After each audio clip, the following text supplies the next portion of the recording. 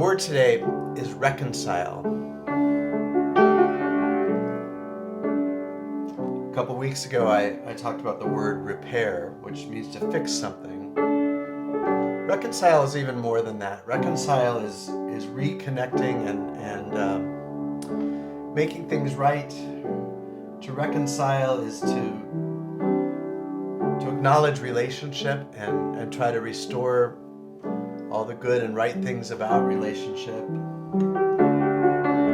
It's to bring things into alignment. And sometimes that means everybody compromising, and sometimes that means people who have held on to things that separate each other and things that treat other people as other,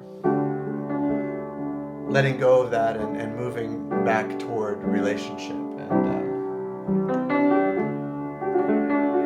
our church is what's called a reconciling congregation, which means we are committed to restoring relationship with LGBTQ folk, and that means leaving behind the hurt and the shame and the exclusion practiced by the church for so long, and it means acknowledging and making amends for that, and then working to be in full relationship with each other. My Uncle Mel was a bishop in the United Methodist Church, and he was one of the very first to speak out for full inclusion of LGBTQ people, and he was ostracized for that. He wasn't kicked out, but he was excluded by his colleagues for a while, and brought up on charges which he was able to prevail over. But that was his whole life, was about reconciling and making things right for people who had been excluded. When he was a younger pastor during World War II, he and his wife Lucille lived in homes owned by Japanese Americans who were taken to internment camps. He did this so that the government didn't claim that property, and so those people could return to their homes after that injustice was over. So anyway, when he passed away, at his memorial service, my cousin told the story about how as Uncle Mel slipped into further and further into dementia at the end of his life, my Aunt Lucille would go and visit him, and he would every time say, "Give me a call when you're safely home so that I know you're safely home." As his dementia progressed, that phrase shortened, and he would just say, "Safely home, safely home." So I'm going to share that song today because I think that this is a song about reconciliation, about the reconciliation that we're called to be a part of, the reconciling that we're being called to do in our lives,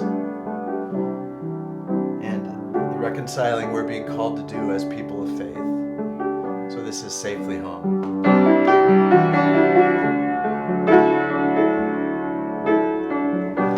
Safely home.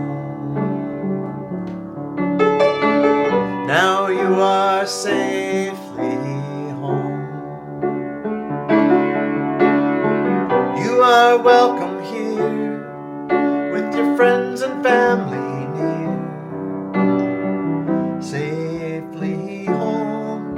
Amen.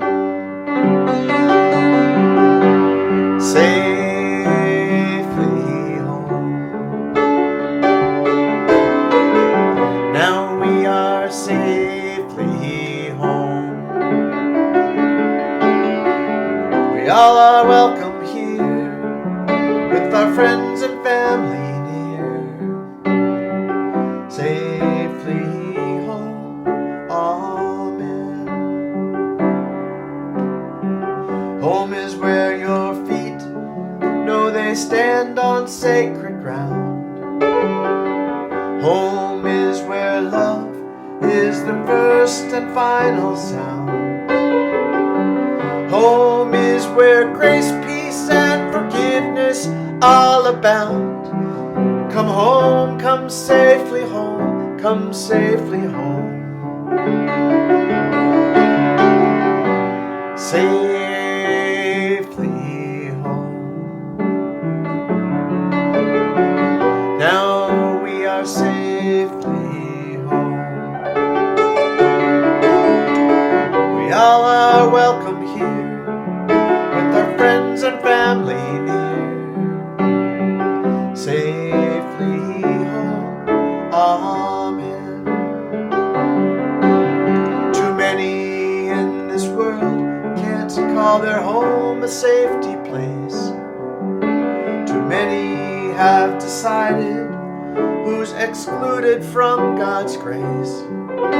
Too many have forgotten that we are called to be Christ's face. Come home, come safely home, come safely home. Safely home. Now we are safely home. We all are welcome here, with our friends and family near. Safely home, amen. Love for God and self and others can't be compromised. To welcome outcasts safely home is God's love realized. Open arms and tears of joy tell us that we've arrived. Welcome home, safely home, come safely home. Safely home. Now we are safely home. We all are welcome here, with our friends and family near. Safely home, amen. Safely home. Now you are safely home. You are welcome here, with your friends and family near. Safely home, amen. Safely